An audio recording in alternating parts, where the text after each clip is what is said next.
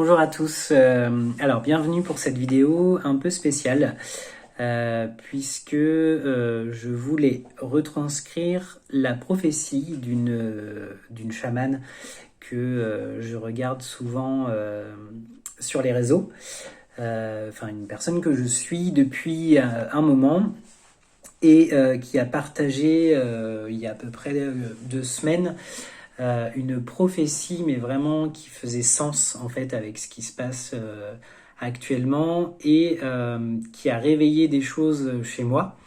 Donc le but c'était aussi de vous la partager. Alors ça va pas être facile, il va falloir que je réussisse à retranscrire ce que j'ai compris. Et puis à voir si c'est aussi en lien avec votre vibration, que ça puisse vous parler ou non. Mais en tout cas, le but vraiment, c'est c'est de vous la partager. Et puis, j'ai à cœur de croire que si vous tombez sur cette vidéo, c'est pas forcément par hasard. Donc à voir ce que ça donne. Alors, déjà, pour expliquer cette prophétie, il faut que je vous parle de l'histoire d'Adam et Ève. Alors, ça va pas être une vidéo religieuse, hein, mais en tout cas, il faut que je me base sur ça pour que vous puissiez comprendre. Je vais la faire brève, je vais pas vous expliquer toute l'histoire d'Adam et Ève, sinon on va sortir du cadre de la vidéo. En fait, si on reprend... En fait, l'idée, c'est que dans l'histoire d'Adam et Ève, justement, cette histoire soit simplement une prophétie. En fait, c'est l'histoire qu'on connaît presque tous, mais que, en fait, il y ait des clés, justement, pour l'avenir. Donc, si on reprend un peu l'histoire d'Adam et Ève, donc Dieu a créé le jardin d'Éden, il a créé Adam, et Adam, pris d'une énergie, du coup l'énergie masculine, a commencé à nommer les animaux, à nommer les choses, à nommer un peu tout ce qu'il voyait. Je regarde si ça fait moins de... C'est peut-être mieux, remarque. Ouais. J'aurais moins l'impression d'avoir... parce qu'en plus j'ai le visage un peu rouge, alors... Enfin bref. Donc Adam pris d'énergie masculine. Ça c'est mon mental hein, qui prend le dessus des fois quand je suis parti. Mais je préfère faire une vidéo vraiment authentique et sans couper, comme ça ça fait plus vrai. Et tant pis si ça fait pas recette, c'est pas grave, au moins j'aurais fait mon partage en étant moi. Donc oui, Adam a commencé à nommer les choses, à nommer tout ce qui l'entourait, et puis à un moment, Adam il s'ennuyait, parce que le jardin d'Éden, en fait, tout était figé, rien ne bougeait, et puis tout était parfait, tout était conçu, pour... en plus, il y avait l'immortalité, donc tout était conçu pour un monde idyllique. Et puis, Dieu, du coup, avec la côte d'Adam, a sorti Ève, pour que Adam s'ennuie moins. Et donc Ève, qui est sortie d'Adam, elle était différente puisqu'elle n'était pas, elle n'a pas été créée comme ça dans le monde, elle est sortie de quelque chose. Donc Ève, c'est, l'incarnation. Et puis donc Ève est arrivée dans le jardin d'Éden et finalement, elle ne nommait pas les choses, elle les ressentait. C'est-à-dire qu'elle pouvait parler aux animaux, elle pouvait comprendre la nature, ressentir les vibrations de chaque être, chose que Adam, lui, ne comprenait pas. Enfin, il y avait quand même ce décalage. Et donc, pendant que Ève s'émerveillait de la nature, Adam, lui, restait sur ses positions et notamment dans sa zone de confort, puisque c'était la seule chose qu'il connaissait et qu'il rassurait. Et puis, Ève a commencé à parler au serpent et le serpent lui a dit « Écoute, si tu goûtes ce fruit interdit, donc une pomme ou un fruit, hein, il y a des gens qui diront une pomme, il y a des gens qui diront un fruit, si tu goûtes ce fruit, tu auras la connaissance de la vie. » Voilà. Et puis, finalement, Ève, du coup, est tellement enthousiaste qu'elle croque la pomme. Et là, à ce moment-là, donc, en effet, elle fait la connaissance de la vie, puisque le tableau se défige, et donc le temps commence à arriver. Et l'immortalité disparaît. Donc, pour faire la connaissance de la vie, il faut aussi qu'elle fasse la connaissance de la mort. Donc, elle fait la connaissance aussi de la mort, du monde. Et là, donc, Dieu revient, selon l'histoire, Dieu revient sur la terre. Et là, Adam et Ève se sentent nus devant lui. Parce qu'ils prennent conscience qu'ils appartiennent à cette terre et qu'ils sont des êtres vivants. Donc, c'est là qu'ils commencent à se mettre des feuilles, voilà, à vouloir se vêtir. Donc ça, je m'arrête là pour l'histoire. La prophétie. Alors, je vais essayer de bien retranscrire ça. La prophétie, donc c'est pas moi qui l'exprime, c'est vraiment une dame, vous pouvez aller chercher, ou je le mettrai en bas de la vidéo, elle s'appelle Ghislaine, je sais plus son nom de famille, je pense qu'il est possible de la trouver sur Facebook. En tout cas, je le retranscris puisque je me dis tout le monde n'a pas vu son partage et vraiment c'est assez important. Donc la prophétie, c'est de dire que tout va se reproduire encore et que tout ça n'est qu'une métaphore. Je m'explique. Prenons Adam qui est le masculin. Donc Adam, c'est la partie, le cerveau gauche. Pardon, j'ai eu un petit bug. Le cerveau gauche, et c'est la partie masculine, c'est la force, le courage, le monde physique, la rationalité. D'accord ? Prenons maintenant Ève, qui elle est plutôt l'empathie, la sensibilité, la douceur, l'amour, sans dire que le masculin ne peut pas aimer, mais chacun a ses parties. Et attention, quand je parle de masculin et de féminin, je ne parle pas de genre, je parle d'énergie. Un homme peut avoir autant d'énergie féminine que masculine, et une femme peut avoir autant d'énergie masculine que féminine. Le genre ne veut rien dire. Là, c'est vraiment l'énergie. Pareil, même chose, un individu peut avoir un équilibre masculin et féminin. D'ailleurs, ce serait l'idéal. Quand ça arrive, c'est plutôt... quand c'est équilibré, justement, ça permet aussi l'alignement et ça permet aussi de se sentir équilibré.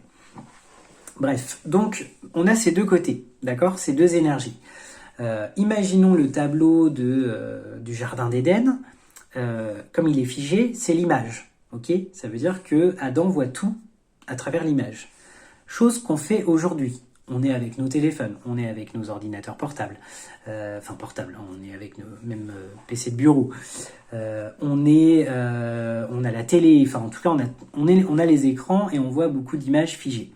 Et aujourd'hui la technologie est telle que tout se fige autour et qu'on a moins cette connexion avec le vivant et la nature, et aussi on essaie de vaincre la mort. Il y a une peur de la mort dans notre société occidentale qui est hyper grande. Donc on fait tout pour vaincre la mort. La mort ne doit plus exister dans notre monde. Là en ce moment il y a il y a des décès en fait. Tous les jours on nous parle des décès, notamment par rapport au virus. Et du coup ça a créé une forme d'angoisse. Et du coup on fait tout pour lutter. Les gens ne doivent plus mourir. Donc on cherche en fait l'immortalité. D'ailleurs, des personnes ayant du budget font déjà des recherches sur le transhumanisme et même le fait de pouvoir trouver des solutions pour ne pas mourir, pour vivre éternellement. Et d'ailleurs, le métaverse, c'est aussi en partie ça. Ça veut dire que si on peut créer son avatar, il vit déjà dans l'image, il vit dans un autre monde et il ne meurt pas, l'avatar. Il est tout le temps là. Donc voilà, donc on est un peu dans le Jardin d'Éden, on a Adam qui est très présent chez tout le monde. Alors quand je dis ça, c'est parce que notre société, elle est très masculine. Alors les femmes seront aussi d'accord pour dire que le patriarcat a bien assurer son contrôle dans ce système. Les femmes le ressentent parce que justement elles sont aussi elles-mêmes, pas toutes les femmes, mais la plupart des femmes ont aussi leur énergie féminine plus développée, comme les hommes. Alors pas tous, bien sûr. On est en 2022 et ce qui est bien, c'est que les énergies, elles changent là. Ça passe, ça traverse tout le monde. Mais en tout cas, les femmes, elles ont déjà ça en elles de base. Donc, puis elles l'ont subi aussi de par des mémoires antérieures et aussi dans cette vie où l'égalité des sexes, enfin en tout cas au niveau de certains droits, n'est toujours pas à 100%. Donc on est encore dans cette société patriarcale et donc pris d'énergie masculine. Et simplement pourquoi ? Parce que la femme n'ayant pas eu de pouvoir avant, la femme ayant été dénigrée par le passé dans le système et dans les modes de pensée, ça veut dire que le système actuel a été pensé uniquement par des hommes, puisque c'est les hommes qui prenaient les décisions avant. Donc il a été conçu uniquement par du masculin et en fonction des pensées et de l'énergie masculine. Aujourd'hui, on a des femmes qui arrivent au pouvoir, mais le système est déjà conçu. Donc, même si elles ont des idées, et des idées qui peuvent être dans l'énergie féminine, ou même des hommes aussi qui arrivent au pouvoir, qui ont des énergies féminines, et encore, il n'y en a pas tant que ça, on est quand même sur une société qui fonctionne du côté masculin. Donc, Adam est bien ancré. Donc, dans ce masculin, c'est la domination d'une élite. On est sur le pouvoir aussi, la compétition, être le meilleur. C'est ça aussi, hein. Notre système, il est basé sur ça. À l'école, on nous donne des notes. Il faut être le meilleur, il faut s'évaluer.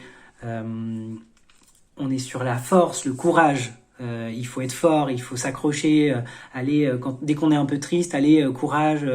On est dans une éducation et une société qui prend ce chemin. Sauf que ce qui se passe depuis plusieurs années, c'est que beaucoup de gens, les humains, changent. Et on va dire que Ève se réveille en nous. Ève qui a cette connexion énorme avec la nature, avec le vivant, et avec les animaux, les végétaux, tout ce qui est présent sur Terre, avec la Terre finalement.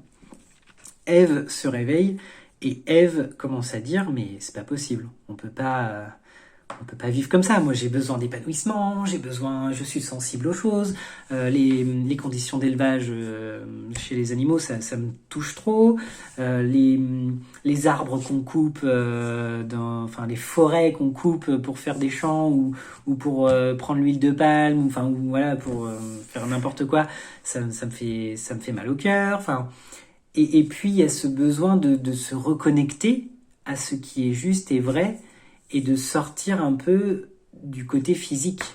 Ève, c'est aussi l'accès au monde invisible, l'accès à la spiritualité et l'accès au cœur.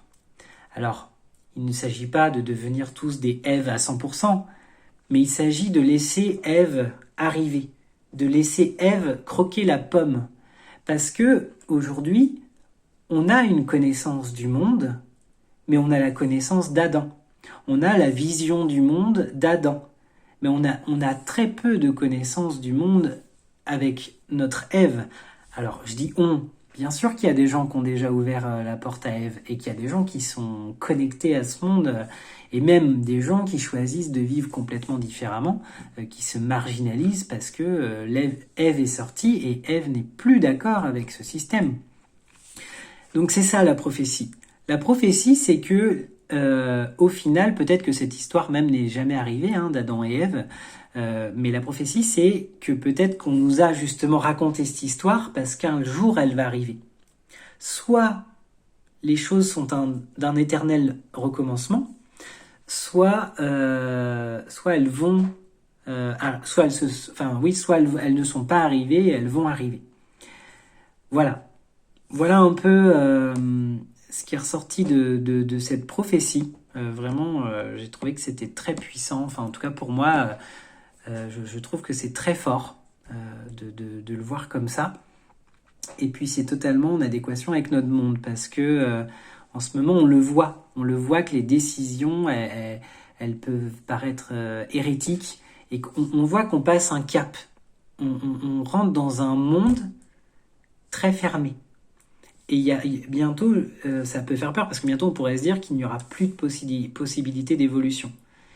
Et c'est pas ça la vie. La vie, c'est pas être juste comme des robots prêts à obéir et ne pas remettre en question les choses et ne pas suivre sa vie par rapport à ses aspirations et ses désirs. La vie, c'est quelque chose qui ne se contrôle pas, qui ne se bride pas d'ailleurs. Donc voilà. Voilà, simplement. Alors, je sais pas si beaucoup de gens verront cette vidéo. Peut-être que je serai la seule à la visionner. Mais en tout cas, moi, ça m'a fait plaisir ça me fait du bien de le retranscrire parce que en parlant, je le fais vivre. Je la fais vivre, cette prophétie. Et en aucun cas, je précise bien, j'essaie de faire du plagiat ou autre sur la prophétie de la chamane.